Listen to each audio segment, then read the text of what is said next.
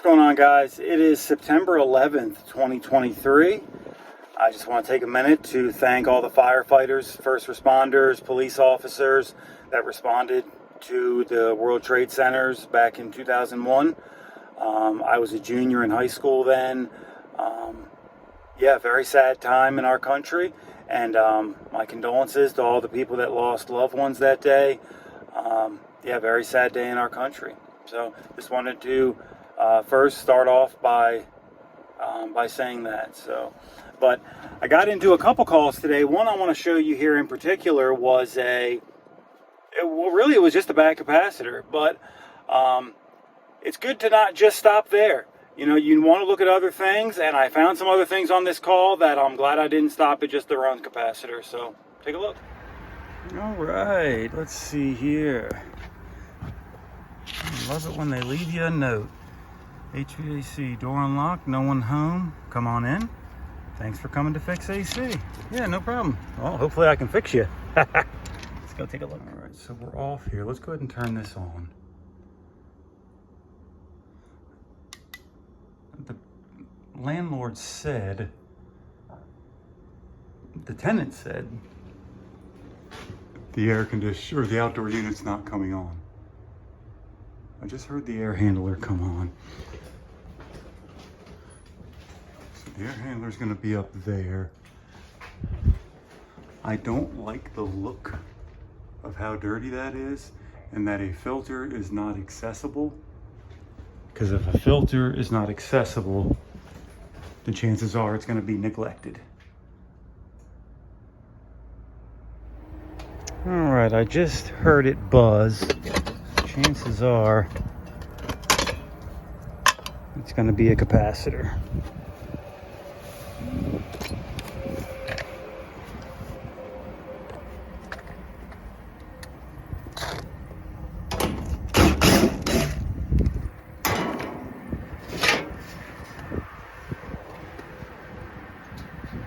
Let's take a look. It's really not that swelled up. But that doesn't mean it's not bad. So let's check it out. All right, the first thing we want to do, disengage the capacitor, of course. Blip, blip, disengaged. All right. Next thing we want to do is pull at least two terminals off. So we're going to pull the fan one off and our Herm side off. So we can leave these two on, that's fine.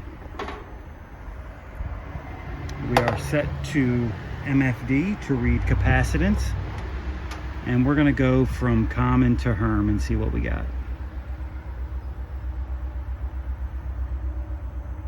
Big fat nothing. All right, let's go from common to fan, just for shoots and giggles. Come on, get in there. Coming to fan. Big fat nothing. So this capacitor is toast. 45 plus 5. Let's go grab one. There she is. 45 plus 5. That is Ari Michael's part number. And they do this is actually a 440 volt one. They throw that 370 on there too. Because you can use a 370 in the place of a 440. I'm sorry, let me rephrase that. You can use a 440 in the place of a 370. But you cannot use a 370 in the place of a 440. All right, there we are installed. We want to make sure there's not too much tension on these wires, but we also want to make sure our MFD reading is visible for the next guy.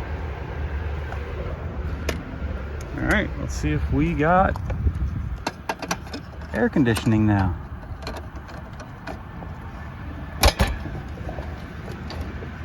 Oh, I'll be damned. Let's try that again. Is it that hard to make a good disconnect? I mean, it seems like there's more crappy ones than good ones. There we go.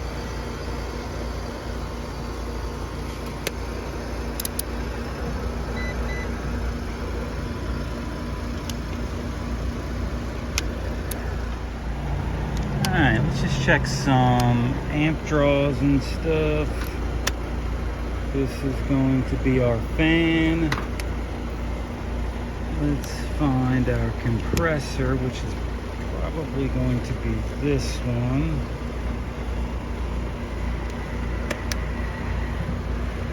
Oh, still a fan.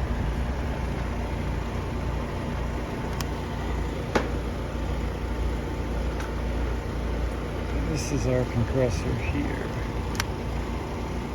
There she is. 9.2. Very nice. And then call that 0.8.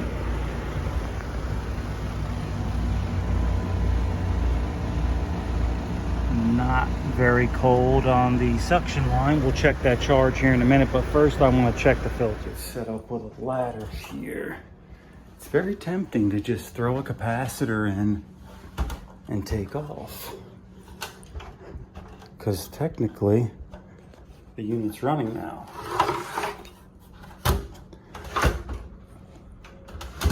But that's not what good technicians do, guys. You want to go up here, you're going to check the filter, you're going to check the blower, we're going to make sure the condensate is clear, and we're going to do our due diligence. No matter how hot it is up here, no matter how much we don't want to. Here she is. Here is our air handler. I hate that they have a run trap here, and I hate even more that they don't have a clean out.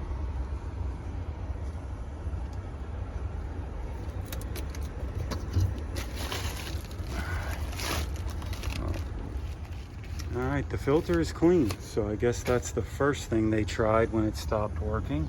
Let's take a look at this blower.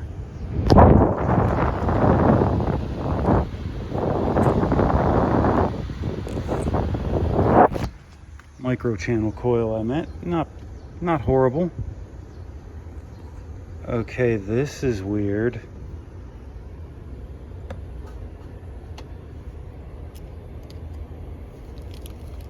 The float switch, which does go inside the unit, was removed from the pan.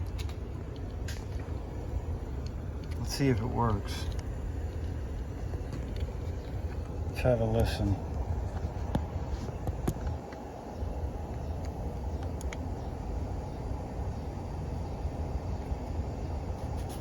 Does not sound like the unit stopped.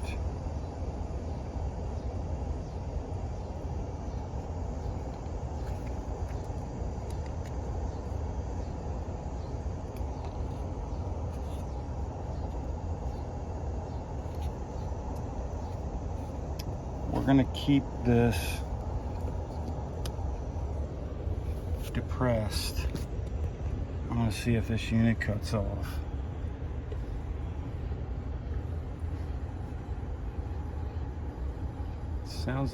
It sounds like the outdoor unit's still running. No, maybe it cut off. Okay, it definitely shut off. All right, so this float switch does work, but for whatever reason, it was removed from the pan and just laying here in this insulation. So we're going to install this back where it goes. And we would have never known that if we didn't come up here.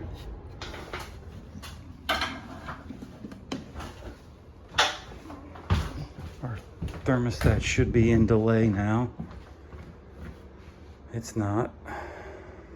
Let's see if the outdoor unit's running or not.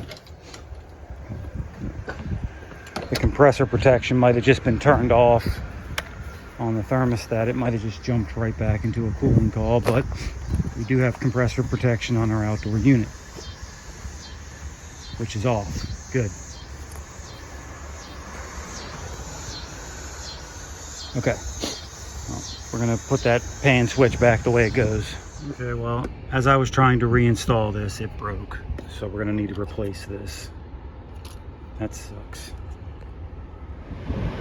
Okay, the reason why the thermostat wasn't killed, or the blower wasn't killed, was because they just broke Y here. Which, sometimes that's okay. I like breaking R though. Not only that, they broke Y just to the outdoor unit. So when we replace this, we're going to break R.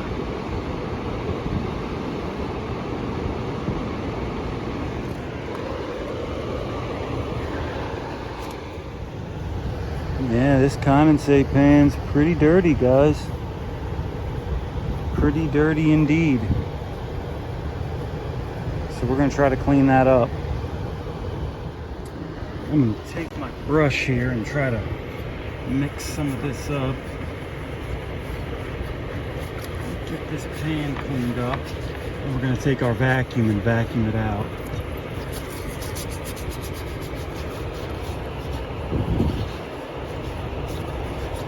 Get that all cleaned off there. And then we're going to clean the condensate.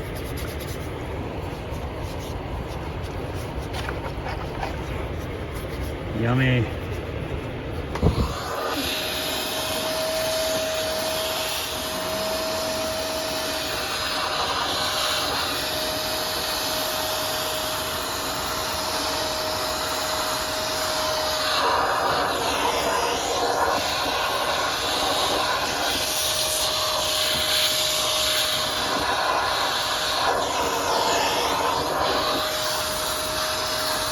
Alright, now that we got our pan, well, cleaner than what it was, we're going to take our AC drain sucker and we're going to draw water out of our jug here and shoot it directly in the condensate. Since we don't have any clean out, this works really good in this situation. So we're just going to take our hose and stick it straight in there, other end in the jug, and we're just going to pump. Drawing water out of our tub there and straight into our drain.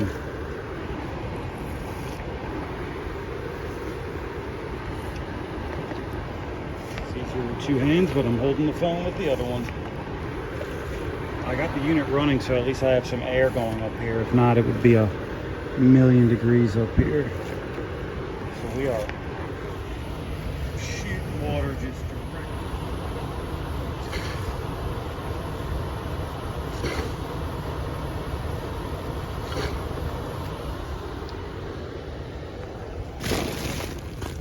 Alright, so it goes this way and goes out the building, I assume.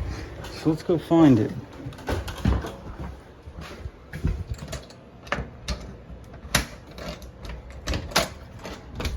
Does this door work? Yes. Oh, there's our condensate right there. Alright, we're draining. Good stuff. Alright, we're getting our panels back on now. We replace this pan switch with a new one. Whoops. Yeah, so let's get this thing buttoned back up and turned back on.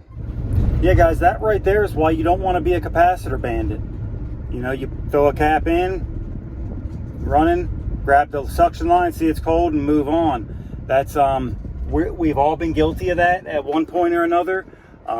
But had I not went up there in that attic, I would have never known that condensate overflow switch was taken out. And brittle as all get out, because as soon as I try to tighten a screw, it broke in my hand. So, you know, I know it's very tempting to just throw a capacitor in something and move on, but you really got to do your due diligence.